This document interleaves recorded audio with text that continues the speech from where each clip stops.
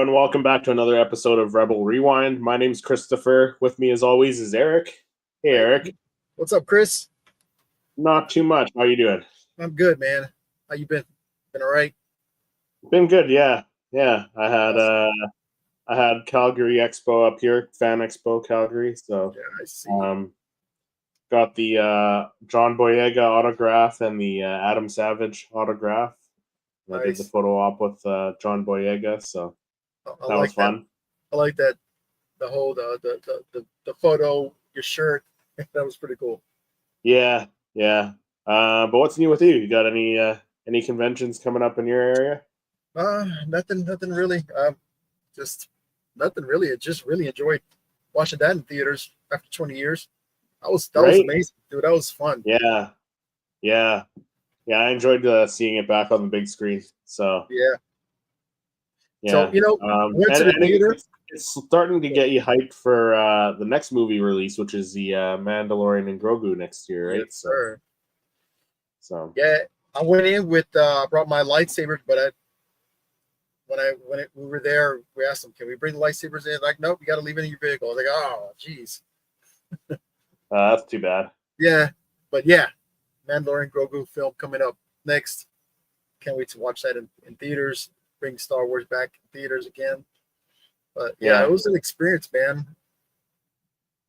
Were you able to go watch it in theaters? I was able to. Yeah, I went on. When did we go? We went Tuesday. So, yeah. Nice. Or not Tuesday. Sorry, Monday we went. Monday we went. Yeah. And yeah, it was great seeing it on the big screen. It was nostalgic and everything I remembered. Right? Yeah, no. It's like for the first. I mean, like this is the first time some people, watching it in theaters, and then but for us to experience it again twice, that's awesome. And then of course with new people enjoying it for the first time watching it in theaters, an experience for them, experience for us times that second time watching it. That's awesome. Yeah, exactly. And then we had Andor last night. Yeah. Did you watch it? Yeah, I watched it. I didn't really get a lot of time to really soak it in, process it. But I kind of watched it. In, like I said, between work and other stuff.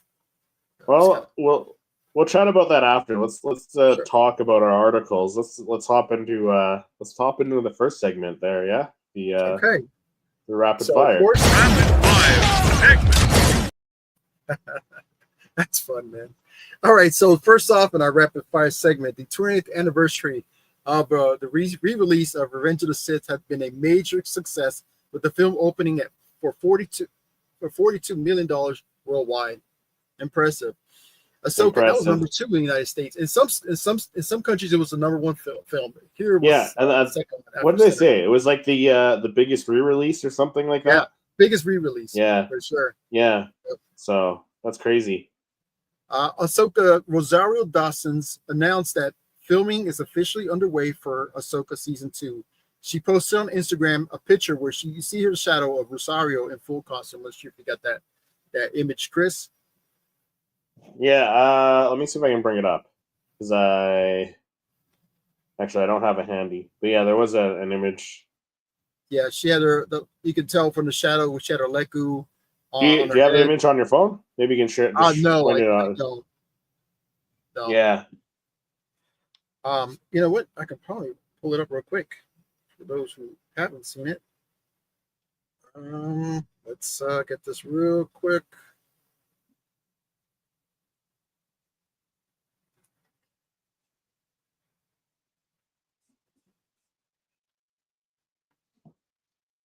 Oh, that's a bad image. But here we go. Right here, you see her shadow. Yeah. So she's in character. Yes. Yeah. All right. So we got the first image of the Ahsoka season 2. So then she wrote on that same caption, "We're off to galaxies far, far away," confirming her comeback to our iconic Star Wars character. Nice. An unfortunate In unfortunate gaming news, Respawn Entertainment, the developer behind Star Wars Jedi series, had laid off about 100 of its employees, but the new Star Wars game, Jedi game, is still in development and likely to come in a few years. So lastly, Star Wars announced a early premiere event taking place in Epic Games Fortnite for an upcoming Tales of the Underground Disney Plus series. So the in-game event will debut the first 2 episodes of the animated series beginning at 10 a.m. Eastern Time, Friday, May 2nd. So these are, again, 2 days that's early. the end of the rapid fire. So we'll get to the main stories for this evening. Yeah, I wanted to comment on the Rosario Dawson thing, like, because you mentioned she said galaxies far, far away. Yes, it is galaxies because there's 2 galaxies, right? Yeah, yes, right. So hopefully we get to explore that other galaxy a little bit more. Yeah. I'm excited for Ahsoka season 2. But you know what else I'm excited for? Potentially getting two new Sith series or series about Sith Lords. How about you? What do you think? Yes. I kind of read something that could about be very exciting. that would be amazing. So the first one was actually a Palpatine series that could be could happen at some point. So Ian McDiarmid discusses the Emperor's return in Rise of Skywalker and a Palpatine series and more. So this weekend, or I guess the past weekend, Disney and Lucasfilm celebrated 20th anniversary of Revenge of the Sith with the re-release that already started breaking box office records, as you mentioned in our rapid fire segment. So as such, we've gotten some fun instances of people like Hayden Christensen and Samuel L. Jackson appearing at screenings. We've also gotten new interviews with some of the cast members like Ian McDiarmid, who sat down with Variety to discuss not just the 20th anniversary, but his history with the Star Wars franchise as a whole. So the conversation ranged from when he was first cast in Return of the Jedi, George Lucas bringing him back for the prequels, and even the possibility of a Palpatine series.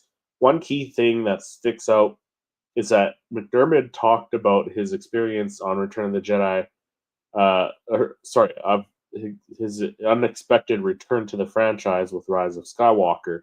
So bringing back the Emperor for the final film in the sequel trilogy certainly got a big reaction from people when it was announced at Celebration back in 2019, which is quite a few years ago now, and it did get a lot of people talking for sure.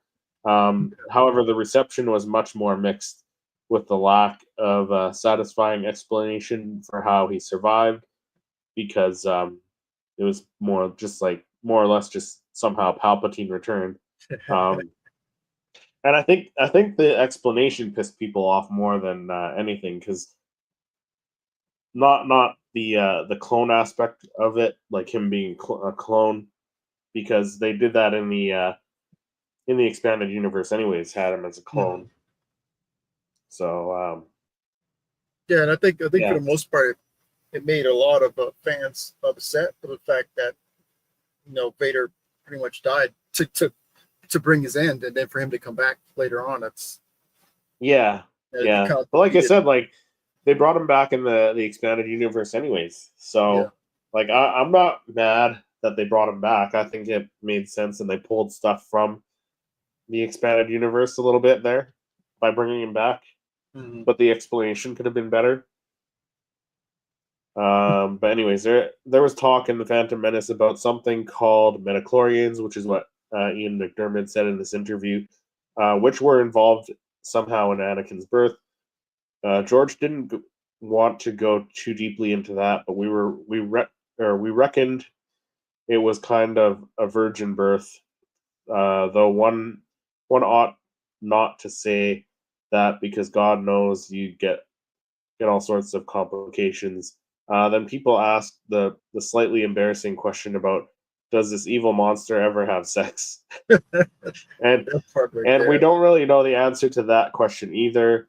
Things in tubes, you think about probably, rather than the awful vision that you might have in your head of this monster even having a sexual relationship with anybody. Speaking about Palpatine, so when he was asked about the reception to Rise of Skywalker, McDermott defended the film by arguing that the Emperor would more than likely have a backup plan, which that's what basically I think what it was. It just wasn't explained too well in the movie. So McDermott said, "Well, there's always something there. There's always something, isn't there? I don't read that stuff, and I'm not online, so it'll only reach me if somebody mentions it. I thought there might be a bit of a fuss about bringing him back, but as I said, mine and Palpatine's logic was entirely reasonable.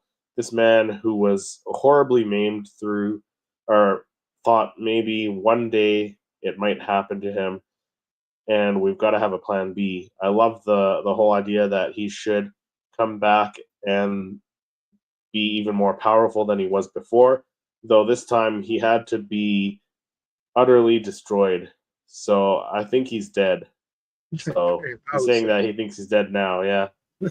So in theory, most people wouldn't argue with the idea of Palpatine having contingency plans.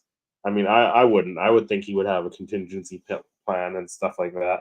Mm-hmm. Like I said, I think my biggest problem with it was like they didn't explain it well enough. Like I think you could get that, like pick up on that idea, but like they could have explained it better so more people got it.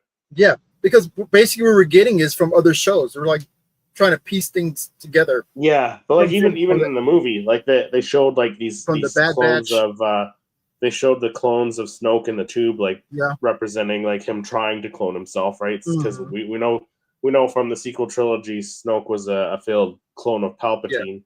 Yeah. So they could have explained it better, but I think a lot of us got the gist of it, but like they could have explained it a lot better. But yeah, they did talk about some other stuff. So there have been calls for further Palpatine stories, namely exploring the backstory with his master Darth Plagueis. McDermott was asked about a series that was allegedly in development at one point, and if Lucas had ever shared the character's backstory. He didn't explicitly confirm or deny the assertion for the show existing, only adding this about Plagueis. So he said, it's fairly obvious that my character murdered Plagueis on his road to becoming Palpatine, but beyond that, no. With George, you didn't discuss anything really. You turn up and you shoot. These films take a long time to make, and the pressure is intense for many reasons. Of course, George was at the forefront of it, all of that. So with Revenge of the Sith playing in theaters once again, McDermott was asked this time about the prequels and his role as Senator Palpatine, if it was mapped out at all. So he said, when we first got the part, I had no idea what the world was that I'd be in charge of as the Emperor. So it started off as a big mystery. I had no idea what Palpatine would figure into the story so heavily. But then it so happened that I was young enough to play the younger senator. When I first met with George about it, he said, "Do you know anyone who wants to play an Emperor?" And I said, "I think you know the answer to that question." And I've got the script, and I realized that he was more than one character, which made it even more fascinating to play an ordinary, everyday, fairly hypocritical politician with a monster hiding inside his body. So I find that interesting that he said that there wasn't really a plan with that when he first got asked about it. So just because like that was one of the big conflicting arguments about the sequel trilogy, where a lot of people said, they didn't have a plan, but it seems like George didn't really have a plan with that part of it anyways, right? So what are your thoughts on all this? So like he seems to be open to a Palpatine series perhaps happening, and that Plagueis, like seeing that would be kind of cool. And they did show Plagueis in the Acolyte, so like you could jump ahead, I don't know, 2, 3 years, 4 years, whatever down the timeline, and show a young Palpatine. Maybe show Plagueis getting rid of Chimere somehow. Yeah, it would be that. I mean, I don't know if they can get the aging for him. If they could just bring another actor, but get the idea. But like, and then do like maybe a time jump for later.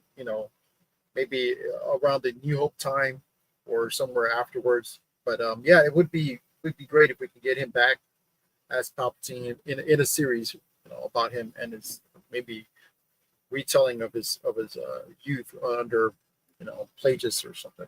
That'd be great. Yeah.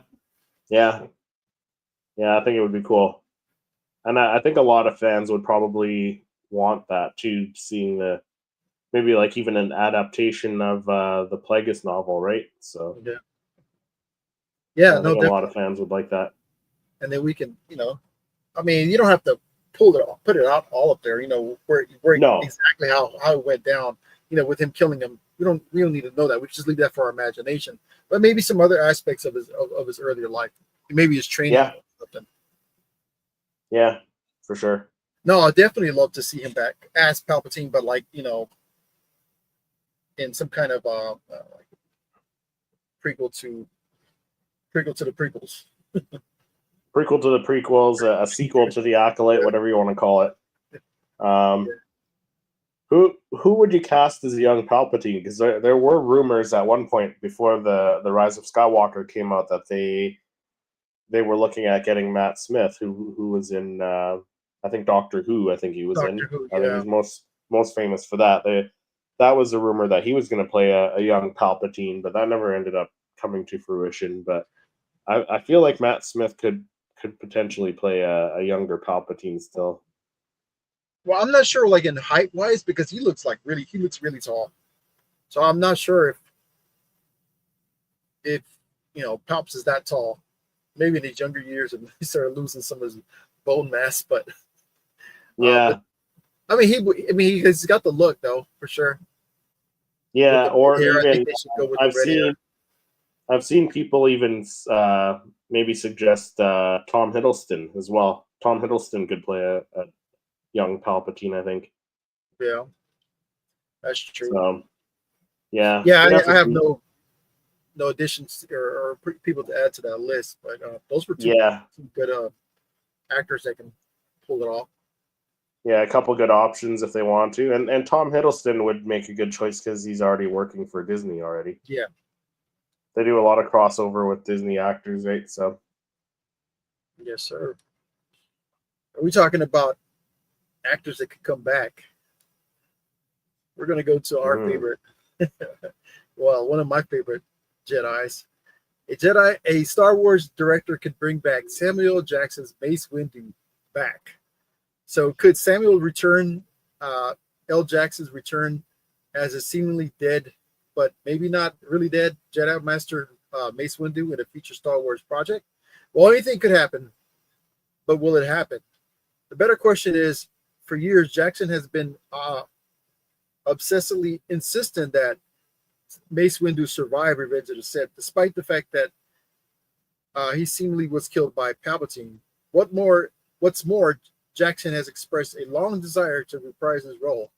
Now it seems that Bryce Dallas Howard has at least explored the idea of doing something with the long-standing idea.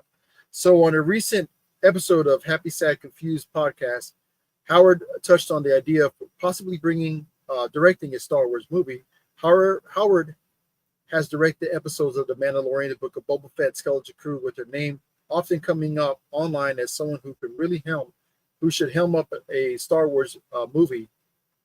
Always said yes, Howard said when pressed about whether or not she's spoken to Lucasfilm about such a thing. So,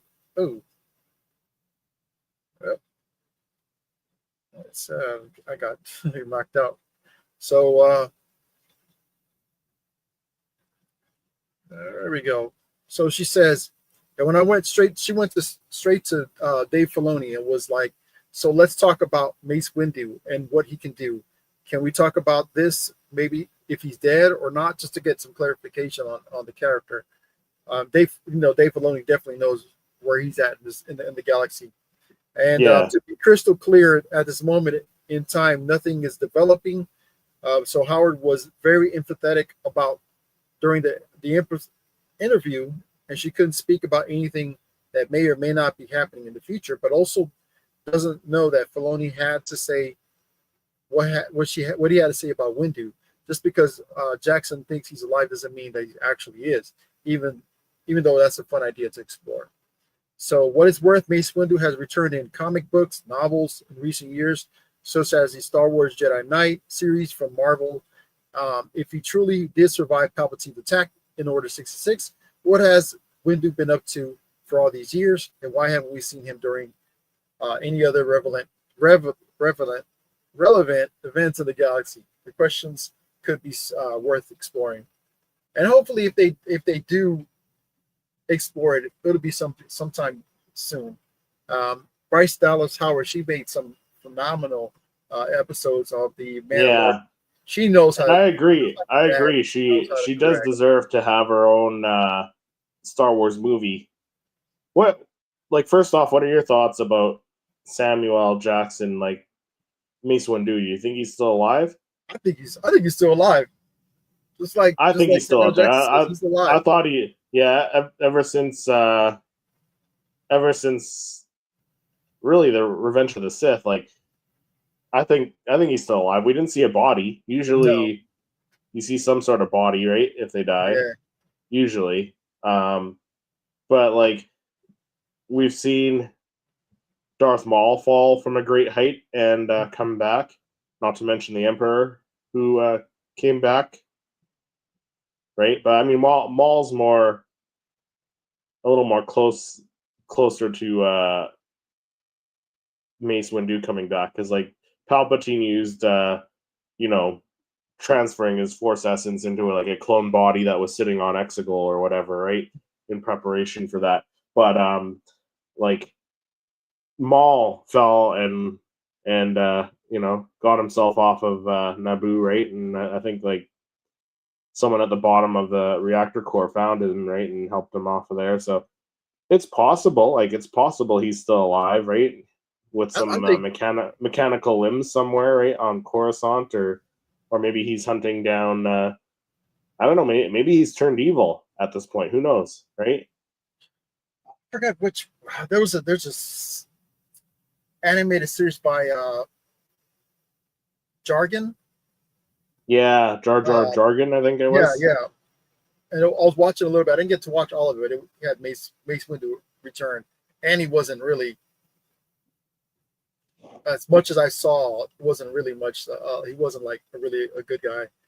So he had like vengeance in his heart. So, right. But I mean, you could have him be turned to like a bounty hunter, right? Like after living so long in the underworld of Coruscant. That's what I was thinking. I was like, he had that gave him the opportunity to go down into lower levels of Coruscant and hide out and mend himself. Yeah. So I'm sure there was allies down there that are willing to help. And the Empire doesn't have much. They can't see everything what's going on in lower levels of Coruscant. Yeah. So I'm sure he got some help and then like blast his way out of that planet, out of Coruscant and somewhere else. So maybe we'll see him in somewhere else, another planet. I'm all for that. I'm all for Samuel L. Jackson coming back and playing Mace Windu and being like this broken Jedi who's turned bounty hunting and uses the Force still a little bit, but like mainly he's taken out, working for hire or whatever for the criminal underworld or something. So like maybe we see him in the Maul series, right? Yeah. That'd be a good way to bring him back. And it doesn't matter if he's much older now, because wear and tear on your body, being all the electrocuted, thrown out the window. I mean, Sam Jackson looks. I know he does look good. He pretty good for his age. So like 70-something years old. Yeah, like 60 or 70-something. Like wow, this guy. Yeah, doesn't look like age at all. So. Yeah, so I'm all for it. Oh, definitely.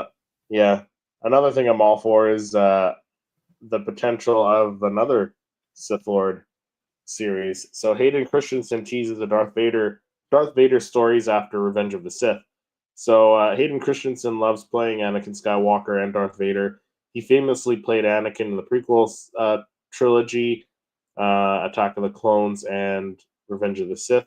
He also reprised his role as Anakin and Darth Vader for season 1 of Ahsoka. He also played him in the Kenobi series. So after Christensen was confirmed his appearance in Ahsoka season 2 at Star Wars Celebration in Japan. He's now spoken with comicbook.com about more potential stories for Darth Vader. He said there's a lot that we could still explore with Vader. I think from where we left off after episode 3 and everything that he has to reconcile after he's trapped in his new version of himself, there's a lot of very rich stories that we could still tell. One can only wonder if Hayden Christensen has said conversation with Dave Filoni, Jon Favreau, or Kathleen Kennedy about more potential projects for Vader. There's no denying the popularity of both Darth Vader and Hayden Christensen, so Disney would be smart to capitalize on it. And like you could do something like that, even that takes place between Revenge of the Sith and Kenobi, or even after season 1 of Kenobi. There's a lot of stuff you could tell in that time frame. So I'd be all for it. And Hayden seems to be on board with that. So without a doubt, there's plenty of stories to be told about Darth Vader. This came after we learned that Ahsoka season 2 will feature All Out War. Dave Filoni had the following to say about Star Wars Celebration event, or say at the Star Wars Celebration event. He said, "I'll just say what it is, or I'll just say what it is, because they came all this way, and I know what they really want to talk about is what's in season 2. So half of it is really a really big battle. There is going to be a war in our Star Wars, like an all-out throwdown on the scale, as best as I can do it, as best as John and I can afford it, because we want that." He continued, and Thrawn will be involved. We will see a lot more of him. You'll see a lot more Ezra. You'll see a lot more of Hera. This is going to get back into it, and she'll be much more directly part of the action because you guys made such a big deal about it. I put a lot more Chopper in, and so they're listening. Then because you guys asked for it, and because John's been playing with him so much, and I want my toy back, we put Zeb in Ahsoka. So lots of characters confirmed for Ahsoka, but I'm excited that Hayden Christensen is all about doing a Darth Vader series of some sort, right? Yes, I think fans are also. I mean, the reception you got right for Star Wars Celebration, and then everybody going back to watch, Revenge of the Sith. I think if he were to do another, like a series or a movie, that'd be awesome. We can't get enough of Hayden as Anakin, and Vader. No, and Vader's just like such an iconic villain too, right? So, like Hayden said, there's so many stories you can tell between that time. So, I'm all for it. Give me all these Sith Lord shows. Give me all these, Mace Windu coming back. Give me all these shows. Yeah, we can have him, like hunting down the, remnant of the Jedis, whoever's left. So about that, or yeah, and you could have Mace Windu show up in the Vader series. Yeah, so that'd be amazing. Simply amazing. Yeah. I think they were smart. They would do this. Don't sit on this. Don't sit on this for like 5 or 10 years. Yeah, get it done, Disney. Get it done. Sure. So out to my second story for this evening. We have the Mandalorian movie will make one key change to Grogu, confirmed. So I'm going to jump down a little further down to the story. All right. So the last time fans saw the pair of Star Wars characters, they were setting off to their home after helping Bo-Katan reclaim the long-lost planet of Mandalore, and Grogu was coming into his home as a young Jedi learner who is now battle-ready, fighting inside the body of a retired IG-88 unit. So Grogu is getting an upgrade in the Mandalorian and Grogu movie, according to Jon Favreau. Speaking with Collider at Star Wars Celebration, Favreau revealed that Mando's force-sensitive sidekick will have progressed in his abilities by the time the event of the film comes around. Says, you want to have progression, so it's not just the same situation over and over again. So on one front, the relationship between Mando and Grogu has evolved. Now as an apprentice, now he's a family member and adopted by him. Grogu is becoming more comfortable with his powers, Favreau teased, adding that the fan favorite character will continue to walk the path of the Force and will be an evolution as the story gets bigger. And now, as they go off, as is said at the end of the last season, his job is to train him. So they have to go out in an adventure and they have to work together. And so there's apprenticeship that's happening between the two of them. But also Grogu is becoming more comfortable, as remember, he was trained by none other than Luke Skywalker, and the path of the Force, a lifelong path. And so we want to have evolution as the story gets bigger and the screen gets bigger. So we want to have Grogu grown into that. So an upgrade in power will be an exciting prospect for the film to explore on screen as Grogu goes from dabbling into the Force to fully embracing the mysterious intergalactic energy and the power that comes from it. So how will upgrade look? So even though Grogu will get a quote unquote upgrade in the Mandalorian Grogu film, he still will be his adorable self and make the big screen debut. A few lucky fans already gotten the chance to see what his power upgrade means for the young Padawan learner. So in footage debuted in the Star Wars Celebration 2025, Grogu can be seen wielding the Force in an epic fight sequence that saw Mando and his adorable co-pilot break into an Empire-operated AT-AT, which fans will be should be on the lookout for, though whether the upgrade stops there for the Pite side protagonist. Some have speculated that the Mando Grogu film could accumulate in Grogu taking the next step into his journey as a Jedi and crafting his own appropriate tiny lightsaber.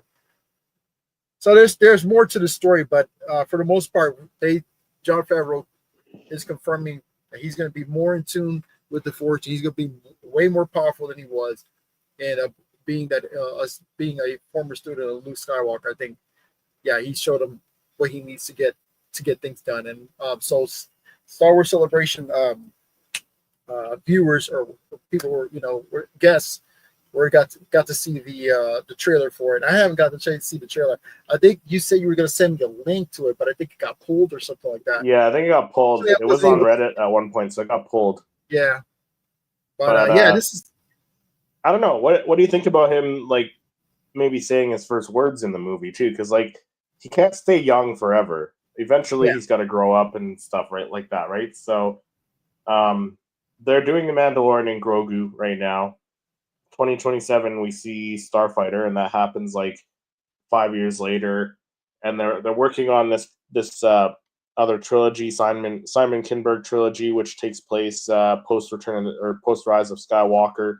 So in that era, Grogu's going to be around. So like you would think he's going to pop up in some of the stuff with Rey, right? So like he's got to talk at some point. It's like, where is he right now?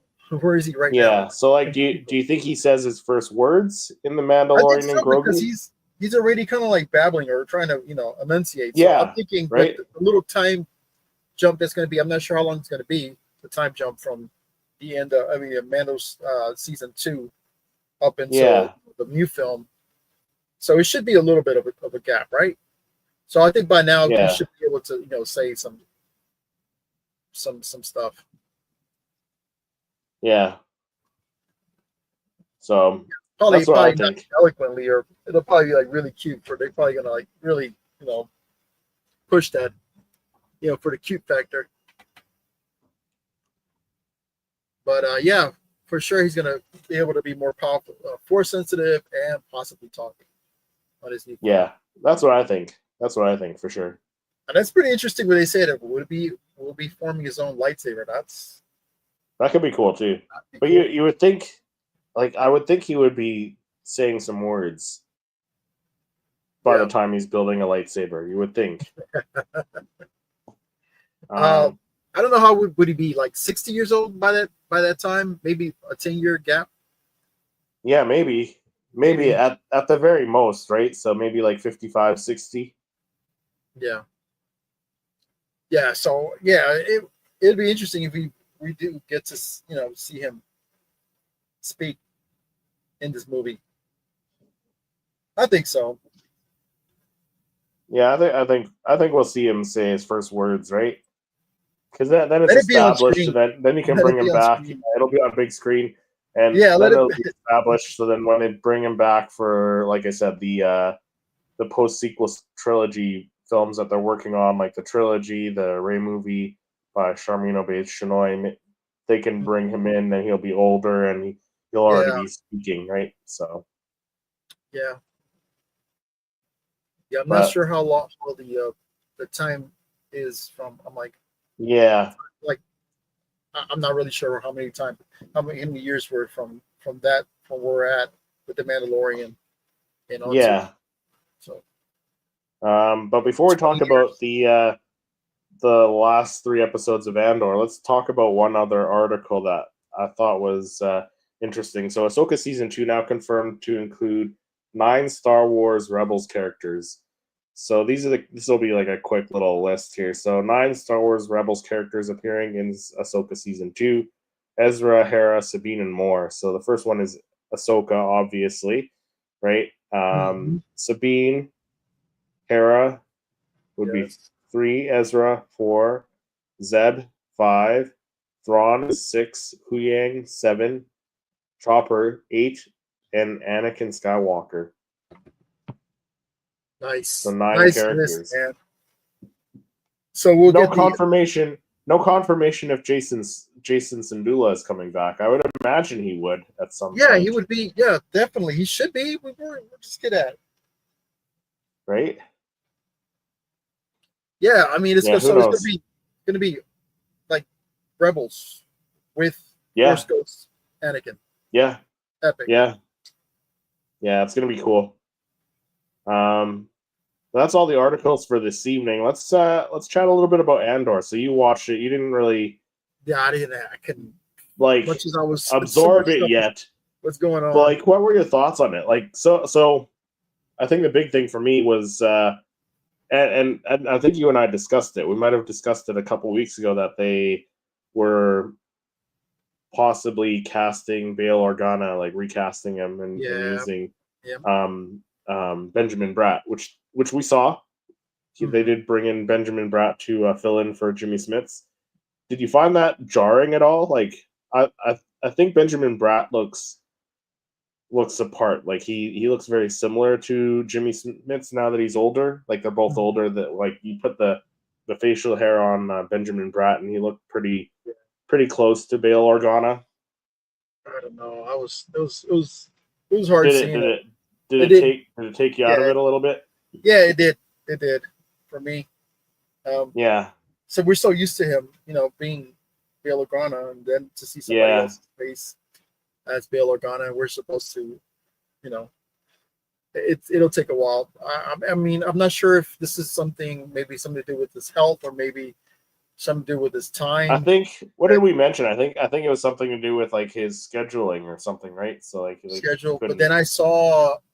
I mean, this could just be, just hearsay, but supposedly like there's his health also. He's got something going on. Oh, really? Yeah. Supposedly, but I mean that's what I gathered. But yeah. See, I don't think it took me. It didn't take me out of the show. Like I could tell it was Benjamin Bratt and not Jimmy Smits. Like first thing you saw him, right? But like I said, I think he looks close enough where I can accept it. His body, Jimmy Smits. It's a big dude. Yeah, he's So, but I don't think it's any different than, like, for me, having Genevieve O'Reilly playing Mon Mothma post Return of the Jedi. Like, she doesn't look like the actress who played the older Mon Mothma. But see, so I would say it's like similar to that. But we've had her as for Mon Mothma. Yeah. What, 20 years? But like, I know. But like, she's playing a younger version of her, right? Like, for her to play the older version as well.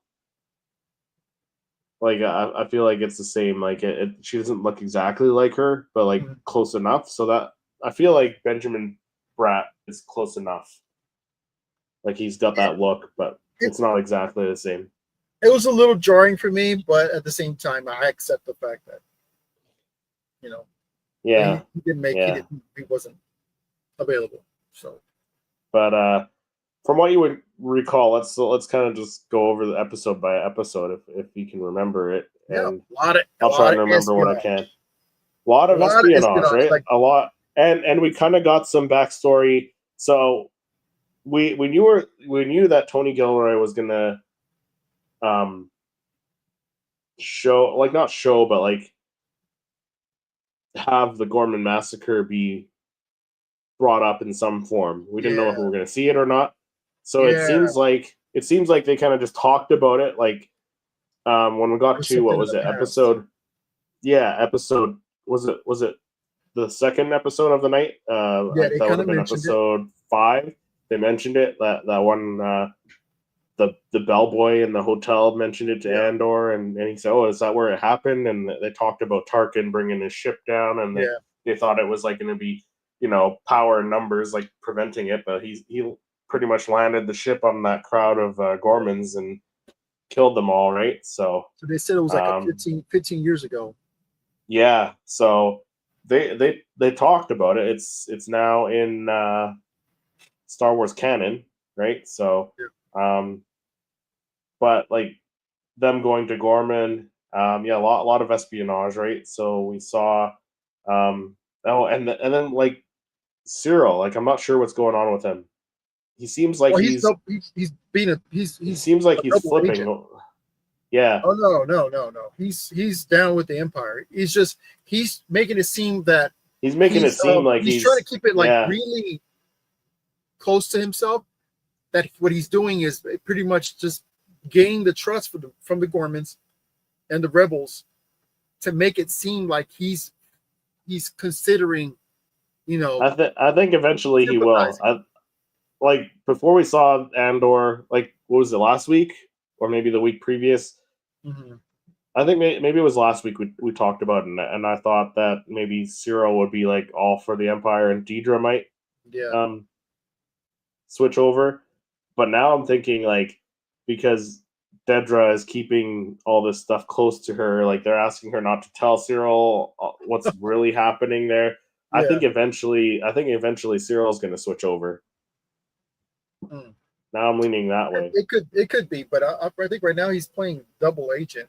Yeah, right now he is, but I think he might he's trying eventually to act like a sympathizer, but at the same time he's like really like giving. I think eventually they'll pull him over. I think they'll convince him. Yeah, I mean, he's got a heart.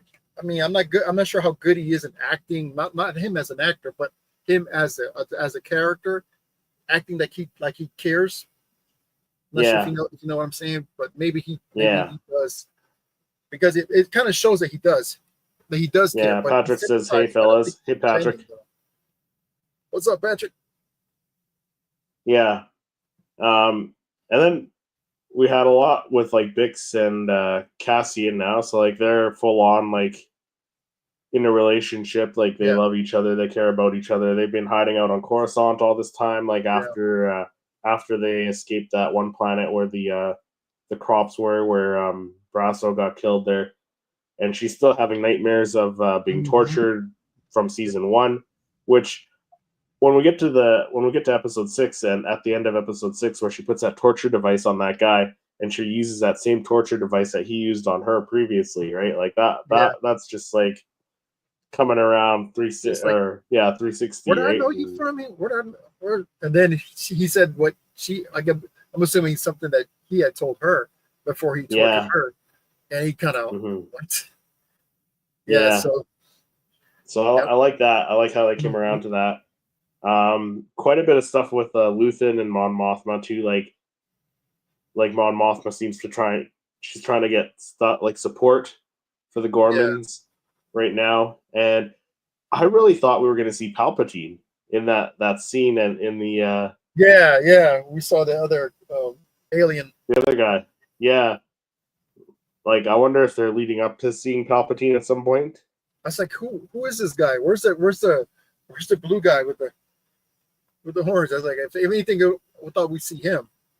Yeah. Forgot his name. Oh, Masa Meta, I think.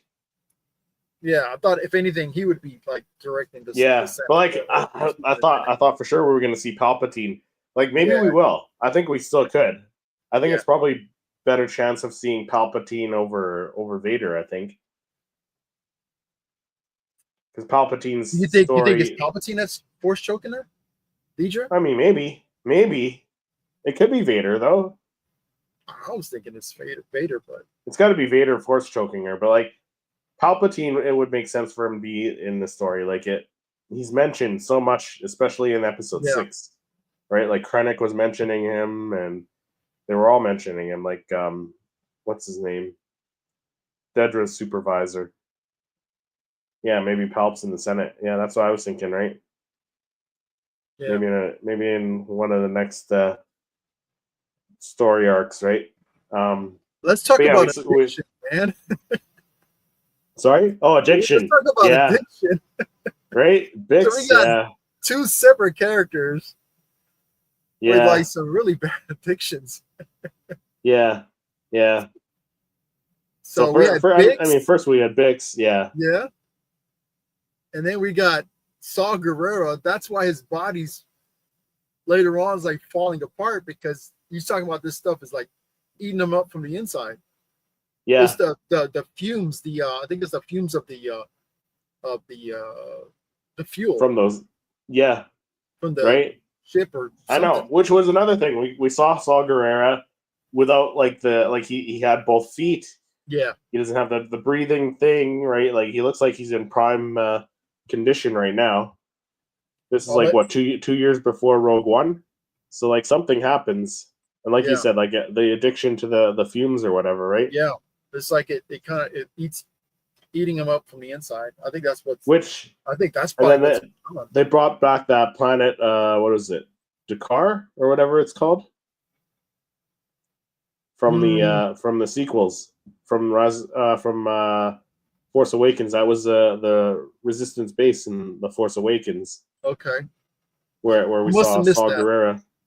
Yeah. Okay. It's the same base, right? Yeah. Okay. So.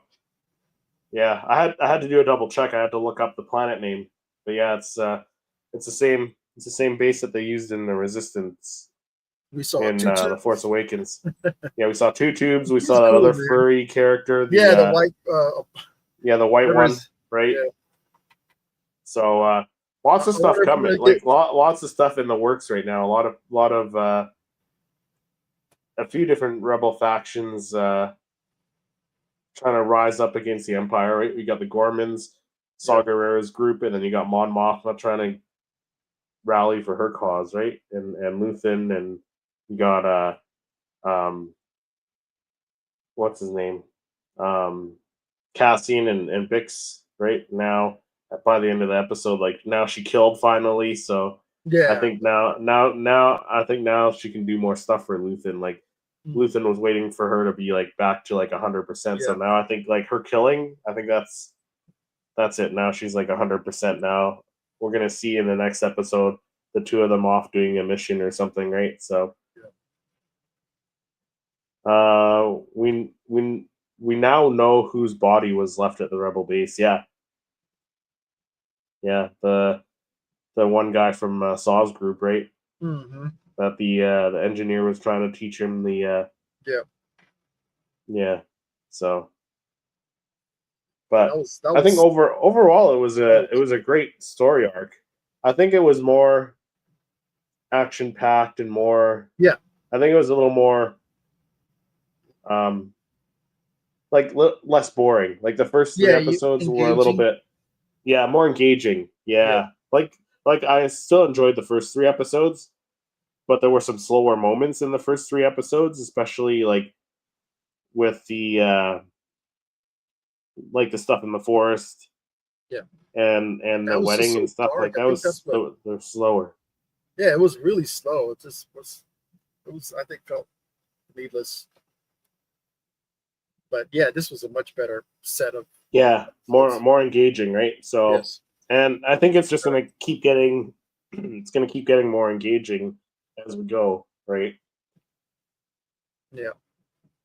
Yeah, so I'm waiting for it. I'm not sure if Warwick Davis is going to be coming back as Weetief. That'd be kind of cool to see him back. That'd be cool. Yeah, it was cool to see like some of the what you call it, the not rebels. These are more like I don't know what you would call them, guerrillas, guerrilla warfare. Saw Girls group. Yeah. Get to see them. Extremists. Like, we'll get extremists. Yeah. Getting some of those characters that we got from Rogue One would be kind of cool. Yeah. We're getting some of them.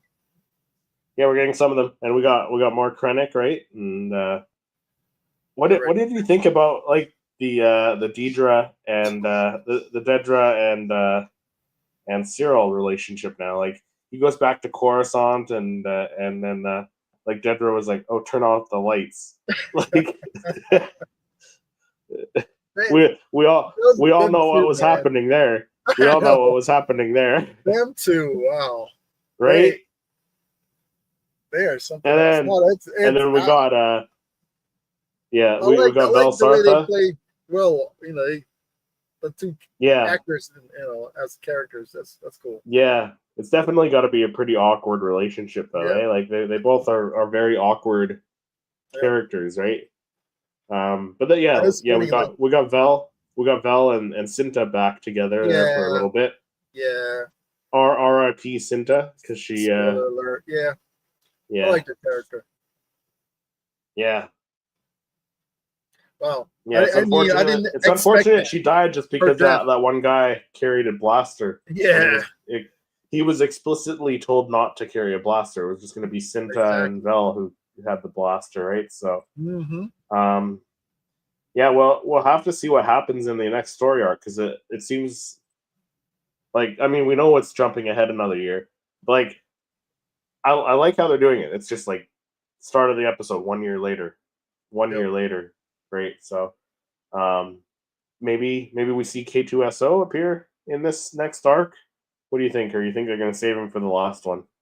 I think towards the ending. I think so. So the last 3 episodes? No.